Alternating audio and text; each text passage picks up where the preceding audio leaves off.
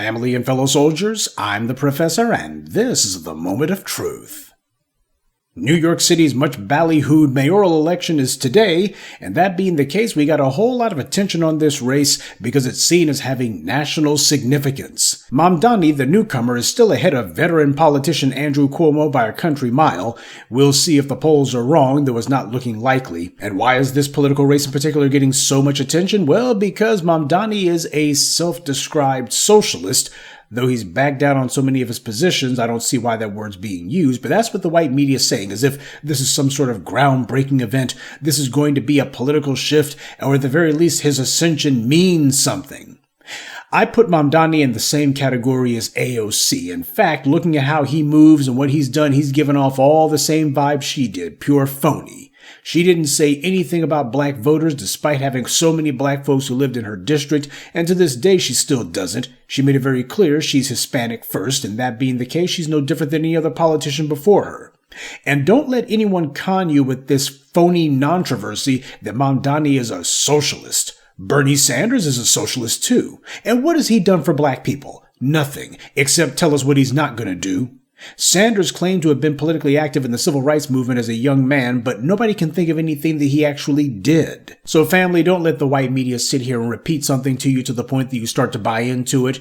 We have to be careful about falling for controlled opposition. Just because someone from the dominant society takes a position that others in the dominant society, or even a majority in the dominant society, don't like, that doesn't mean that they're on our side or that they're even against the system.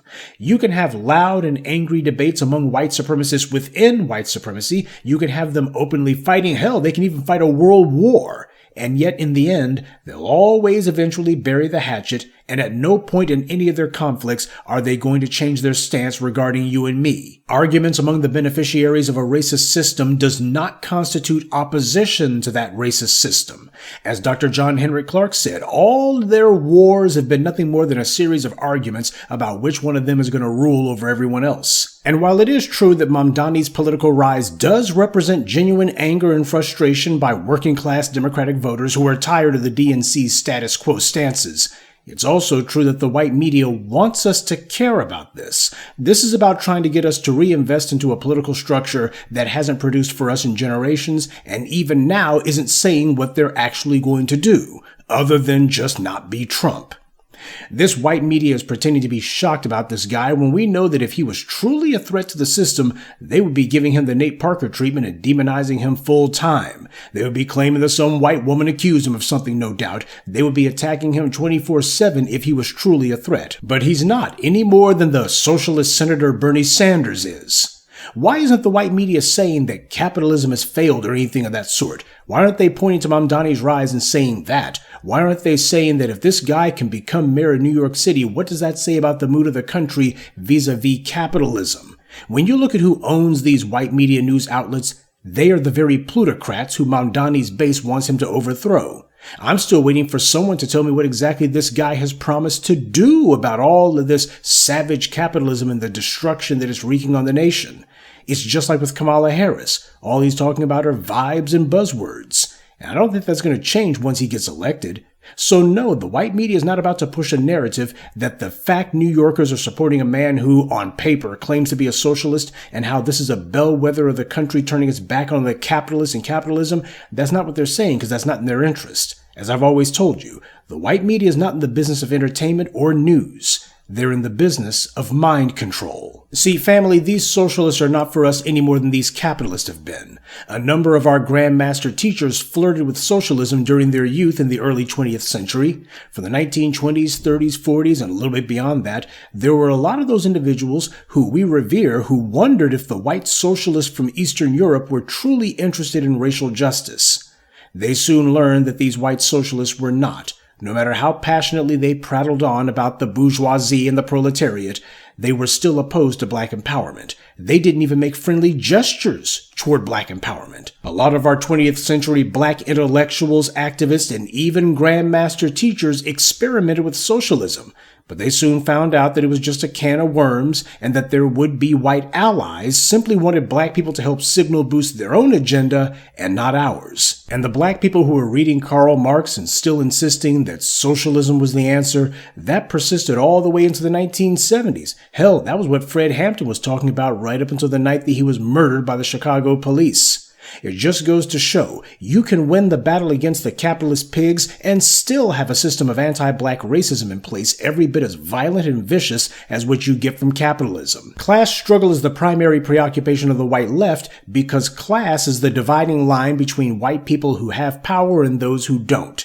That's the internal fight that they have amongst themselves. And while there are some snobs in the black community, let's be honest, not one of them is old money, and all of them have their lips super glued to some white paymaster's rump, and they would shrivel up and die without their white benefactors. As H. Rap Brown of the Black Panthers said back in the 60s, class struggle is a delusion that black people simply cannot afford. But if you're a black person who's running around saying, oh, this socialist, he's going to be our savior, that's exactly what you bought into. Well, since it's a political season, you know that Barack Obama had to come slithering out of his hole. You know, back in the day, they used to call this guy the Magic Negro, but it seems he's lost his mojo.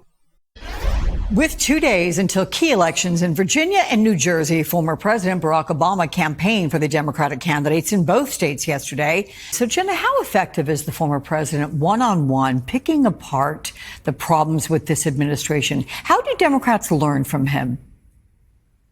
Oh, gosh.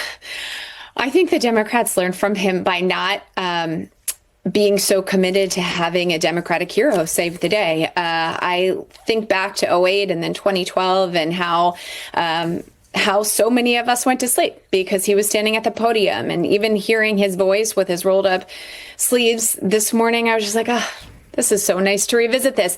And we can never fall for the lullaby again. So, Susan, is Obama still the biggest Democratic star? I mean, listening to Jenna, you might think so, because she's like, oh, his rolled up sleeves, you can hear his voice. But if so, at what point does the new leader of the party need to emerge?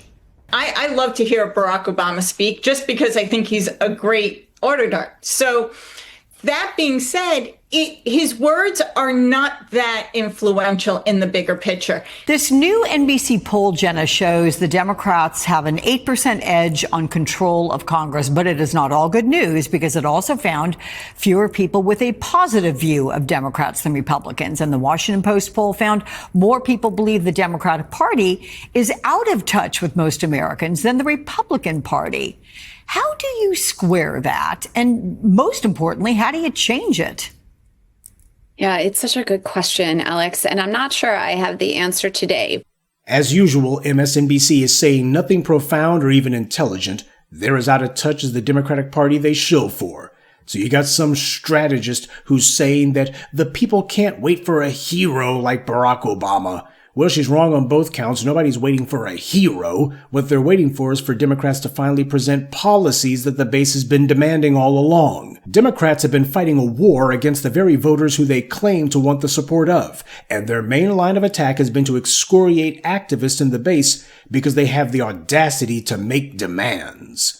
And also, nobody wants Barack Obama. He's political poison. He humiliated himself in 2016 when he said he would consider it a personal insult if black voters didn't turn out for him to vote for Hillary and to secure his legacy. Well, we all saw how that turned out, and then it happened again last year. He got a second dose of the same medicine. He endorsed Kamala Harris, and this time he doubled down on the disrespect. He ran his mouth at black men in particular, and he had his harpy of a wife out there doing the same thing, and their girl Kamala Harris lost all the battleground states. And the Obamas still can't figure out what they did wrong in 2016 or 2024. How did the Magic Negro lose his mojo? Well, I know what they did wrong. These two morons still haven't figured out that it's not 2008 anymore. Barack Obama is still finger-wagging at the black community, condescending to the black community, and outright attacking the black community, and he can't understand why it is that it's not resulting in political victory. I guess that's the reason why this time around Obama has stuck to places like New Jersey, where the Democratic candidate for governor is polling ahead of her Republican opponent. See, he's like that big stupid jock in high school who won one big championship game back in the day, and now he's in his 50s and he still talks about it incessantly, and every time this lout comes to a kid's football game, he always tells everybody, well, the kids, they should run the play that I did 30 years ago. That's because he just can't let it go. That one moment defines his entire life, such as it is, and he can't think outside of it. And since that's the only thing that Obama ever got right, he just repeats it every chance he gets. It's the only trick he knows. Barack Obama's the last one to figure out nobody cares what he has to say. He's talking, but nobody's listening. Sure, the white media will report on him because they gotta have something to fill their airtime, but nobody else cares. And the same goes for the white media noise boxes like MSNBC. Barack Obama has no clout. And his failure to wield influence is also the failure of the Democratic Party. The young voters who turned out for Barack Obama in 2008 were looking at him as a last chance for Democrats to prove that voting for them would finally translate into the policies that the voters wanted. Instead, just like with Bill Clinton, the big donors and the corporations got what they wanted under Obama's regime, and all those young Democratic voters got was some eloquent babbling from the biracial president. The problem for the Democrats is that Obama isn't the only Democratic politician who refused to produce policies. When Biden got in there, he also did nothing. Democrats control a number of state legislatures, and they're doing nothing with it. This is about trying to placate and pacify the base with empty words on the one hand, and scare talk about Trump on the other. The formerly Democratic voters are tired of seeing how the white right puts the same old racist politicians in office, and then they get to pass all kinds of policies to target black people, and then if a Democrat gets in office, they don't do anything to roll back these policies or to politically punish Republicans by retaliating through legislation of their own that targets their constituents. And the fact that Democrats refuse to do this across the board is no accident. This is showing that for the DNC, this is a nationwide program. You want the Democrats to put some money in your pocket to put you on and give you a platform so that you can gain office? Well, you got to agree to do nothing for black people whatsoever, other than finger wag and throw insults. When people like Rahm Emanuel talked about so-called Biden Republicans, and then all the Democrat talking heads on TV lied through their teeth saying that the activist base was losing them elections, that showed the people who had voted for Obama this is what the Democrats were truly about. And that's why people began staying home. Even James Carville, the Cajun Skeletor, had to admit that black voter turnout in particular has been trending sharply downward since 2013. That was right after Obama was reelected. And that's no coincidence. The people who voted for him in 2008 and again in 2012, they realized that he wasn't waiting for his second term to finally come through with policies for us. He was just coasting and biding his time, hoping to make it to 2016 when he thought he would successfully hand the keys to the White House over to Hillary, and hence become the first president since Reagan to have his party hold on to the White House for more than 8 consecutive years. When Obama was yelling and ranting about, "You gotta protect my legacy," that's the legacy he was talking about. People who would be willing to vote Democrat don't want Obama or anyone like him. He's recognized as being a big part of the problem. Obama's no hero. He's the anti-hero. He's what's wrong with the Democratic Party.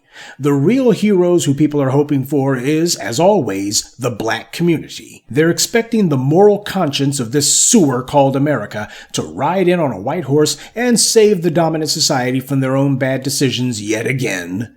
There's no substitute for the moral legitimacy that we represent, and definitely no substitute for the moral consistency with which we alone have operated.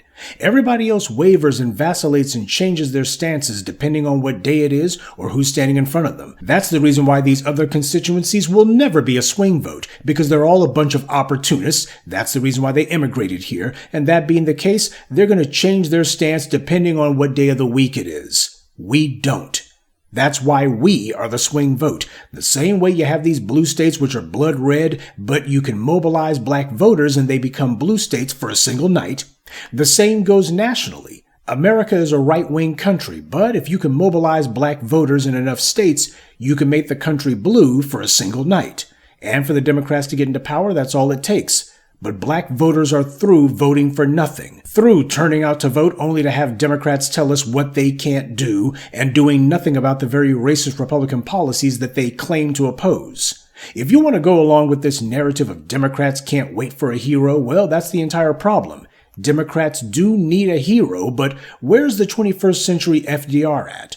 Where's the Democrat with a national platform who's going to call out the economic inequality and point the finger at the people who are responsible for it and say what they're going to do about it? Even Mamdani won't do that. But that's what's going to be required. In some states and some countries, they've outlawed things like Airbnbs, and some municipalities have limited how many of these rental homes on Airbnb people are allowed to have. These people who are constantly going to the bank to take out mortgages on house after house that they would then rent out, they're now facing the prospect that they're going to be forced to sell them. But a couple of modest piecemeal measures here and there is nowhere good enough. At some point, the same policies are going to have to be brought against the big institutional investors like Blackstone, BlackRock, Vanguard, and others who have been allowed to buy up entire neighborhoods and then declare that these homes are off the market, that they're only for rent. If the Democrats were actually serious about winning elections, that's the stance that they would take. Tell these institutional investors you're going to be forced to divest. You might be allowed to have 1 or 2 rental properties, but you're damn sure not going to be allowed to buy up entire neighborhoods and then declare that all of these houses are now off the market. But Democrats won't even say those words. In fact, they refuse to say anything about the fact that the housing shortage is artificial, caused almost entirely by these investment firms. How much time has Mamdani spent talking about that? Or pointing to Democrats in D.C. and saying they need to be crafting national legislation specifically for that purpose? That should be the hot-button political issue for the Democrats, but instead they refuse to even talk about it because they depend on these same investors for their campaign funds. And in many cases, these Democrat politicians and their family members they work for, get money from, or otherwise profit from these investment firms being allowed to do things like buy up entire neighborhoods and then declare that all the houses are only for rent. Taking entire neighborhoods off the housing market, that's what they're doing. None of this is new. The housing crisis actually predates the Obama years, but when he took office, he didn't punish anyone who caused the mess. He didn't do anything against the investment firms swooping in and buying up entire neighborhoods, and even to this day, he won't acknowledge it. So to have some white DNC strategist saying that we can't wait for another hero like Obama to come along, they're just showing the Democrats are still determined to lose. And we will let them. Democrats will have to acknowledge that President Empty Suit was a corporate stooge and that his policies were the same regressive crap as the Republicans, only gussied up in slightly different rhetoric. For God's sake, even the Republicans admitted that Obamacare was essentially Mitt Romney's pathetic healthcare proposal in drag. And Romney was who Obama ran against in 2012, remember?